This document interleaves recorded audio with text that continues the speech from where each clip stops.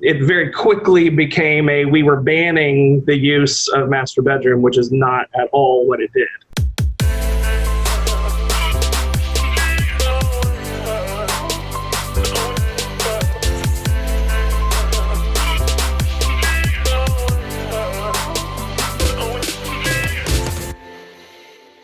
This is Byron Lazine, Nicole White, and Matt Burrus, who will introduce shortly on episode 128 of The Real Word. Matt, you are the Chief Communication Officer of the Houston Association of Realtors. Of course, if you didn't see episode 127, you've got to go back, check that out, and then come back to this one.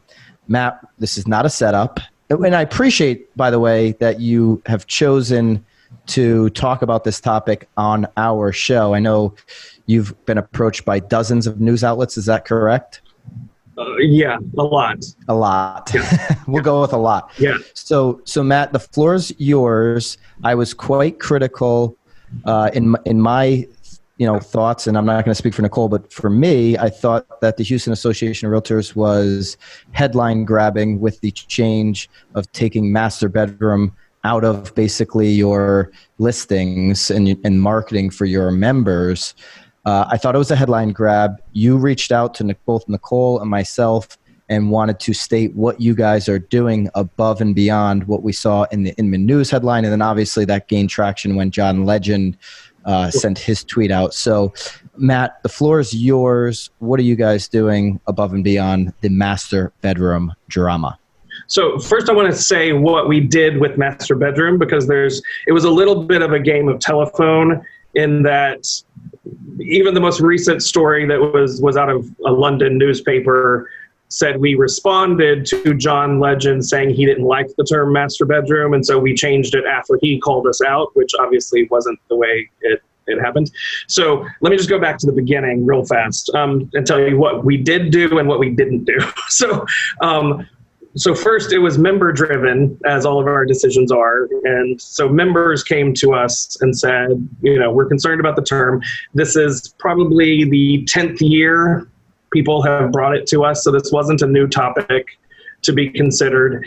Our MLS advisory group, again, 100%, composed of realtors in our market who are out there working every day, decided that they wanted to change in the MLS. So the data input fields in Matrix, which is our MLS platform, when you go in to add a new listing, it says primary bedroom, primary bath instead of master bedroom, master bath. Literally, that's all it did. It in no way banned using master bedroom. You can continue to use master bedroom in the agent remarks, in the property description, in your photo captions. You can use it when you're talking to people. You can use it in your flyers. You can use it in your emails. Doesn't matter. It literally was just those two data input fields in the MLS. That was the extent of it. And so it became this big, I started getting phone calls from people saying, y'all are going to fine us if we're walking through a house and we call it a master bedroom. And it's like, no, we aren't. Well, no, that's what I heard. And I was like, no, I promise you there's literally nothing you could do to get fined for this. Like, the field has just been changed. It is what it is. So I wanted to clarify what it did and what it didn't do, because it very quickly became we were banning the use of master bedroom, which is not at all what it did. Even in Connecticut, they're saying it, to be honest. Right. I mean, I got phone calls from Pennsylvania, and I got some from some, small association in North Carolina, and it just became this big thing. And it even wasn't the advisory group, and I mean, their discussions are technically confidential, but I can sort of summarize what they expressed. It wasn't so much that they thought it was a racist term. It was that we had consumers over the years approach, us and approach them, just saying, it gave me pause. We weren't in any way claiming that it, was rooted in slavery or anything like that. One of the original members who brought it to us, that was how they phrased it. So they may have thought that, but just like you may think something doesn't mean that your local association thinks that, or the Connecticut Association of Realtors or whatever. that was the one member, and then that became the association thinks this because one of our members did. And you guys are, correct me if I'm wrong, you're the second largest association after one in California, or is that incorrect? You guys are a very large association. Yeah, we have 39,000 members. And so we are the second largest local realtor association in the country after Miami, actually. Oh, after Miami. Okay. They have 46 or something like that, thousand. So Matt, I guess the question I have is why the timing of the change now during everything that's going on? Yeah, I mean, again, it had come up for probably every year for the past 10 years. Do I think the current, environment was probably responsible for the reason it changed right now? Absolutely. I mean, I can't honestly say that's not what spurred it on. Before we regularly review all kinds of MLS terms, and they're usually boring and mundane and just, unless you were a realtor, you wouldn't really care that much, a realtor in our MLS. But suddenly people all across the country seem to care what's in our MLS. And so this was just one of those changes. And so in the past, maybe a handful of people would come forward and say, hey, can you look at this? And the advisory group would look at it. And, in years past, they didn't, pass it, to make a change. This year, again, I would tend to say that it was because of the current environment and everything that's happened. They said the general gist of it was, if someone's going to have a negative reaction, whether it's a real or perceived, term that derived from something negative about something that should be the happiest, one of the happiest, occurrences when they're buying a home, which is a huge deal for, most people, surely no one will be offended by primary bedroom, Apparently a lot of people were, but from my phone calls and my, Facebook messages telling me to do all sorts of things to myself, that were very creative. But again, that was the thing that kind of was surprising was, one, the anger behind it, how much people were attached to master bedroom, Yeah, and I'm not attached to any real estate terminology when it comes to showing homes. In fact, showing homes is my least favorite part of the job. Nicole would agree with that, right? True. Is that my least favorite? But so I want to get into some more of the, I think, important issues at hand to me, because I think you're right. It was blown way out of proportion. We certainly jumped on it because it was trending, and I was not in any way frustrated with a change from master bedroom to primary bedroom, nor do I care. What I do care about in particular is that Newsday investigation up in our neck of the woods, based in Long Island. Have you had a chance to look at that investigation? I have, and in fact, this coming Monday on our Facebook Live show at 9 a.m. every Monday, we have a Facebook Live show. We have Bill Dedman, who was one of the investigative reporters, Pulitzer Prize winner. He was on the Newsday reporting team, and so he's coming on to talk about the Newsday report.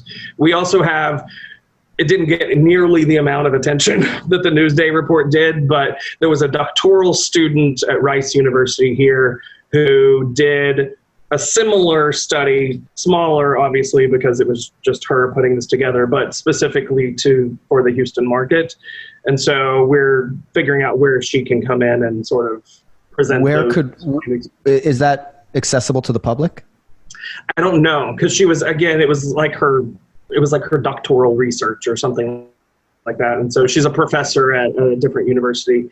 And so we're trying to figure out, again, how we could, it found essentially the same things that people would use sort of subtext to say, oh, that neighborhood has a lot of crime, or, they would tell some people it had crime, some people they wouldn't. And it was very similar to the Newsday stuff. So. Like Nicole and I with our team, we did a couple pieces of training just focused on that Newsday investigation. We wanted to take some type of action that, we could actually apply to what we do every single day and bring awareness with our agents. So we have a small team here, but our agents, even though Real Trends classifies as a large team, I have a bone to pick with them, but we wanted to actually apply some type of learning to fair housing within our environment so that every single day we can get a little bit better. Every single day we can hopefully make a positive change in our community. Outside of the Monday Facebook Live, which I think is awesome, what else is the Houston Association of Realtors doing to improve fair housing practices? Yeah, so I mean, I think we're obviously in an interesting situation because, we have, again, the 39,000 members. We don't, exert control. You have a big voice with that 39,000. Of course. And so, I mean, and they listen to us to a point. Just like they're all independent contractors. So, I mean, even their broker can't, technically tell them what to do. So, right. I think, yeah, so for good or bad. But, we've, for many years, we've offered the at-home with diversity certification, to our members. We're upping that to make it available more than we did before. We have real estate with diversity, which is about dealing with different cultures. Obviously, we're in Houston, and so we have, a lot of different cultures all coming together in Houston. And so we're doing that. We will have a webinar series beginning next month, to talk about it. I do have to mention one more Member Focus Monday, just because on July 27th, we will have Richard Rothstein, who's the author of The Color of Law, which is, if you're watching any of this, it's probably in the top 3 books that keeps getting mentioned as the things that, one of the books you should read. So we have him coming on and talking about his findings about how large cities were segregated. Ours is mainly just the ability to push out information and try to educate. They have to obviously be willing and open to it. And so, we're hiring a diversity consultant to come in and make sure we do it right, because this isn't our area. And so we want to make sure that we're doing all the steps that we need to do, especially on the outreach side. So, is NAR doing enough for fair housing? I think in response to this, they have this whole, website with all of these resources, and, and they'll send in consultants, and they have training and implicit bias training, which we're not incorporating theirs, but we have someone coming in who's doing a staff training, and, we have an annual planning conference that plans the goals for the following year. And so we'll be incorporating that. We have our Engage conference, which is for our members. And so we'll be having a diversity component to that as well. We'll probably have the woman who, again, did the research while she was here present at that conference, and probably the Newsday reporter as well. I'm going to definitely check that out. I'd love to check that out. Anything else on this topic? There's a couple more things since we have you. Matt Burrus, Chief Communications Officer for Houston Association of Realtors. Again, appreciate your time. Of course.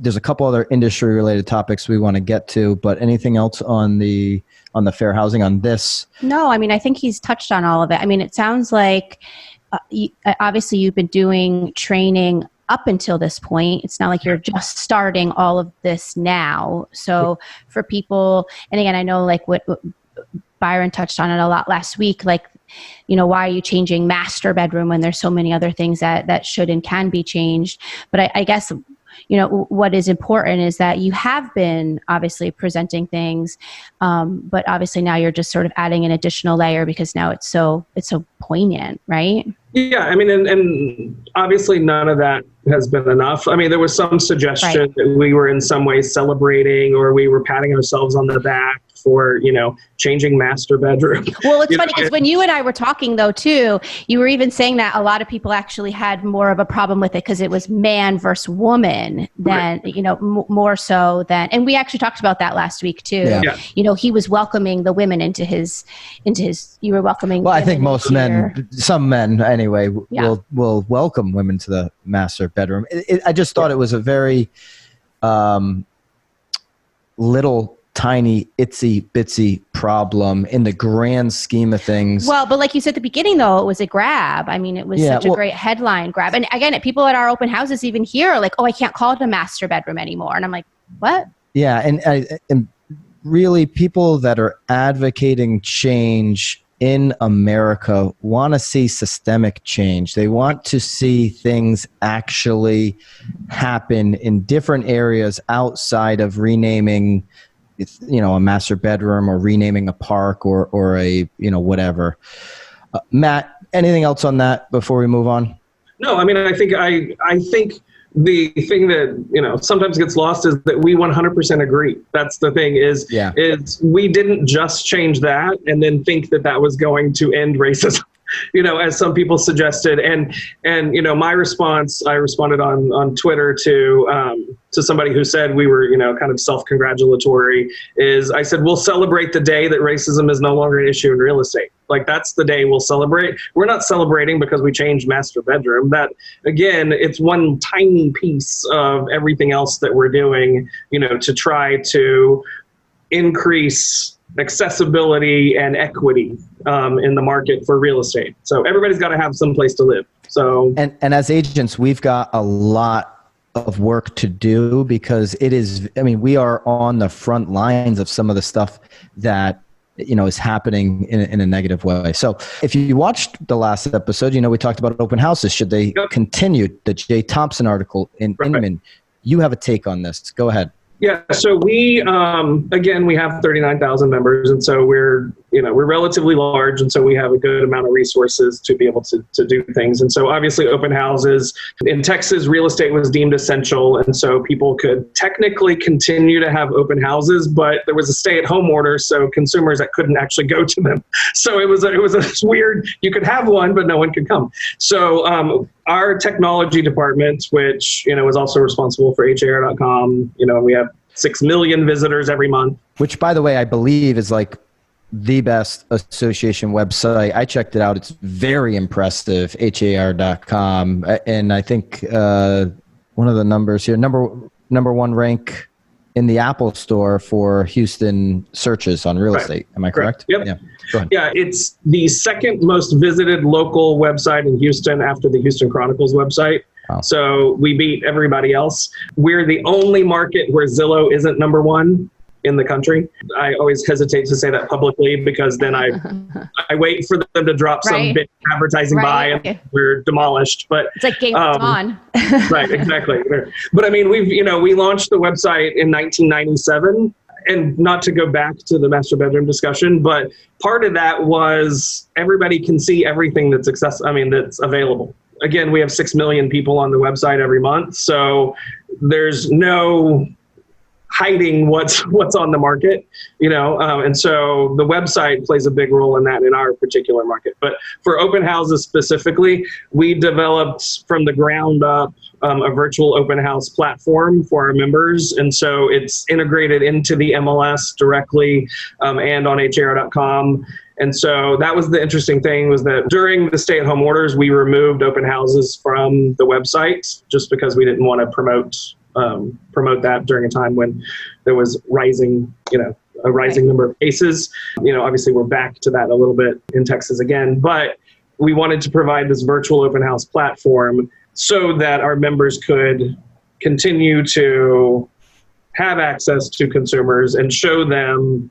And so, to date, I think we've had nearly 12,000, people viewing the virtual open houses instead of in person. And so that was a big push for us. And we're, I think, about to launch maybe this week virtual showings, which would be on more of the buyer's agents. And they can do one-on-one or one-to-many. I have a quick question, though, with your virtual open houses, because Byron and I go back and forth on this all the time because we started doing them and we couldn't figure out if they were most effective, if they were live for a duration or is someone giving the tour and then posting the video. How are you finding it to be the most effective on your site? Like, where are you getting the most hits? Like, what platform? Well, so ours is on our own. We created our own platforms. Yep. It's literally because of HAR.com, we have sort of a built-in audience and. Is it live or is it posted after the fact? So both. So it's live, but then there's a recording after the fact. Okay. So I think just like for our Facebook Live show, we may get 400, 500 live viewers, but we have thousands and thousands. And are they able to ask questions as you're walking through that live? Okay. Yes. Okay. So there's a live chat component and they have to register. So it's a lead generator, because they have to include their email address or phone number. And so it's helped with that as well. I want to just quickly move on because I have my coaching call. Tom Ferry. You're like Tom Ferry, the broke agent. You're like the only guest we've ever had in the real world. I know. So And Jason's gonna, my coach actually is gonna be mad. He's gonna be very upset that we snuck you on before him.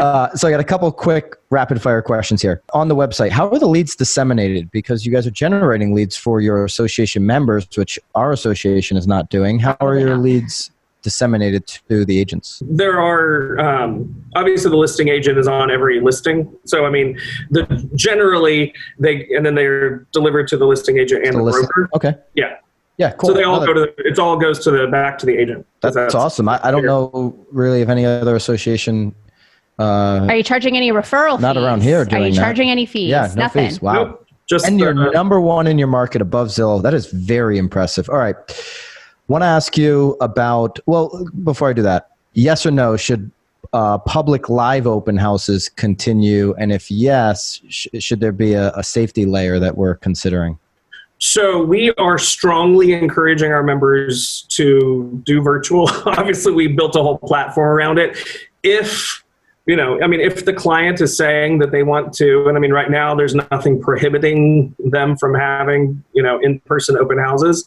Obviously, we're including all of, the governor for Texas, continually says, wear masks. He finally did a near statewide mask order, earlier.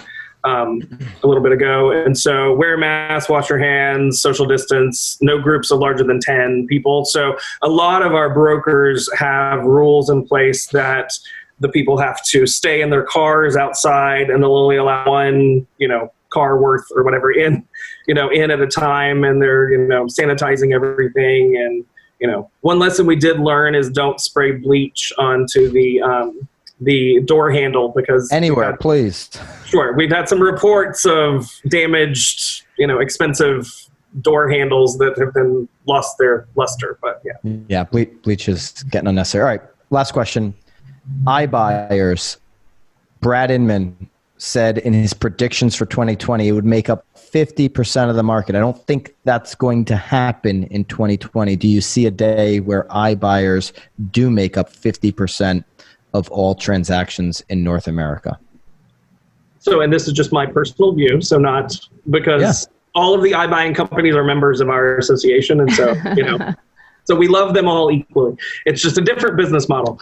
There are specific instances where iBuying makes sense. If it's sort of the 4 Ds, situation. So it's, I forget what they are: diapers, death, diamonds, and I don't remember the other one. Divorce, I think is the 40. So in an instance where, you may, not be as price sensitive to what you get, then, it's good for some people. I mean, I've had friends who've done it and it's gone well. I've had friends who've, asked for quotes, and they were ridiculously low. And so they weren't going to do it. I think iBuying has a place in the market, as long as consumers say it does. We're all driven by consumer demand. And so as long as they're, interested in it, then it'll be. Do I think 50%? That seems really high. So not to poo-poo Brad Inman, but I don't know that we would get there. So, I mean, I think even, 15% is 15 or 20% would be great for them. So, And just before we wrap up, because you guys have proven it, you're the only market that is number one ahead of Zillow for home searches. Over the next, is it over? Has Zillow won, or can other markets do what you've done and take that number one seat for online traffic away from Zillow? I mean, I think if I'm being honest, the reason why we're number one is because we started in 1997. So, I mean, we had a head start, and so we already had the goodwill. Well, we you're had doing like Facebook Live though. Like you're doing things to keep yourself above. Like Facebook Live isn't from 1997, that's for sure. So right. No, of you're course. certainly still in front of your consumer enough where they're choosing you over Zillow. Yeah, I mean, that's half of my job, is external communications. And so, of course, we're still marketing it, and, we're still doing the best we can. And, again, every once in a while I pull out, the poor little nonprofit trade association thing. But so, I mean, we strike all kinds of trade deals and, I stretch our budgeting dollar till it wants to snap. But yeah, so I mean, we're continuing to obviously market ourselves and all that. Zillow does national buys. They don't typically do buys in our market. We get reports about who comes in and buys advertising space and billboards and all of that. And so they haven't tended to do that specifically for Houston.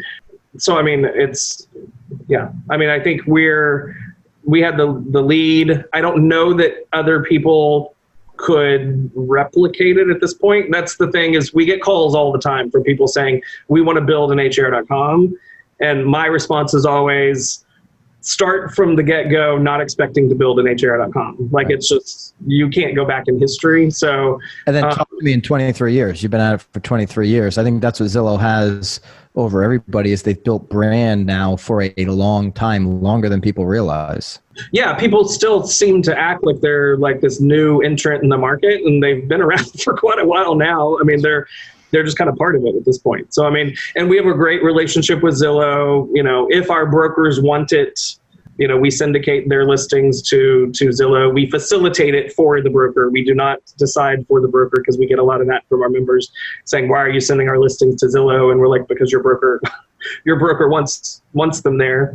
If you don't want them there, tell us and we'll turn them off. But, you know, again, it's all driven by consumers. So as long as consumers, you know, want that, then they'll be around. And that's what Zillow's always understood. It's certainly as of late, and it's why Rich Barton is the number one most powerful person in real estate, according to Swanepoel 200. All right.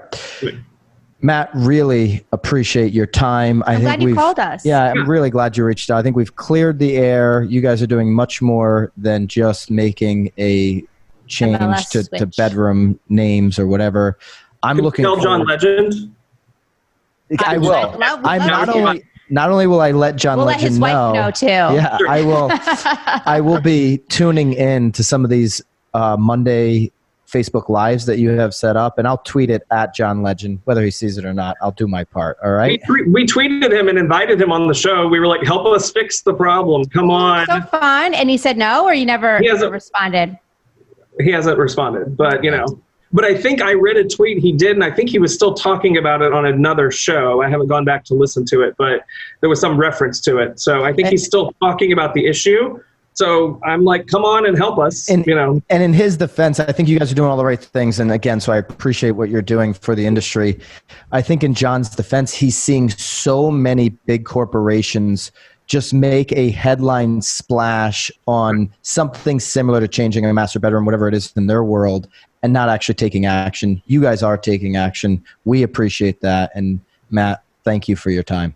Of course. Thank both of you. Thank you. Thank you for answering the calls when I called you. Oh, of course. Be well and keep it real. Thank you, Matt.